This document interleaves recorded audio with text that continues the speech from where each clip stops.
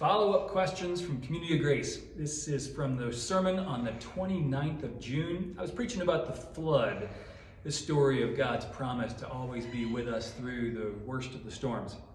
Now, near the end of the sermon, I was explaining what happens at the end of that story.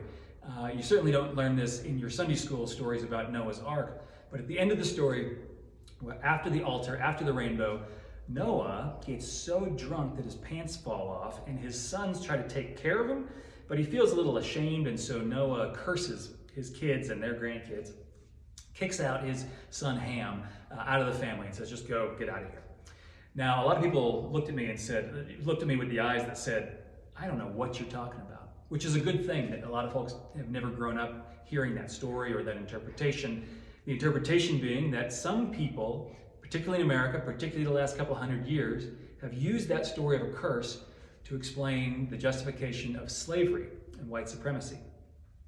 So many folks have not grown up with that, but one of our members came with a story, told me that when they were 18, they had talked to their religious leader who explained why they're suffering, why Africa was struggling with poverty was not because of colonialism, but because of this biblical curse.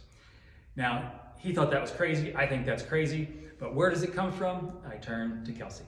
Yeah, so I did not grow up hearing this story. I'm thankful that wasn't part of my church's narrative. So I did a little bit of research for us to find out, where does this come from? And the first thing I learned is that it shouldn't really be called the curse of Ham. It's actually the curse of Canaan. So Canaan was the son of Ham, and he is the one who was given the curse.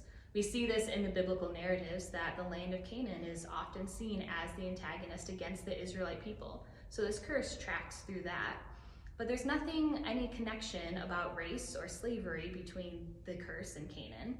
We can see in some very early Jewish writings that some of the Jewish fables connect Ham with darker skinned people. Which is kind of normal. Song of Solomon connects being outside with having a bit more of a tan. So it's a farmer's tan is what the Jewish writers were talking about. Yeah, and so they were never seeing that in a negative way. But this curse of Ham starts to get twisted negatively around the 4th century with some early Christian writings starting to twist this curse of Ham against Black people and connecting it to slavery. We see this picking up in the 7th century with some Islamic writings and then carried on through medieval times as people were starting to try to understand in very racist ways differences between Europeans and Africans. And then of course it picks up a lot in during the time of slavery in the American South, where some evil people were using it to justify the evil things that they did and justify the ways that they were oppressing people by twisting this story in the Bible against what it really was supposed to be saying. Thanks, Kelsey.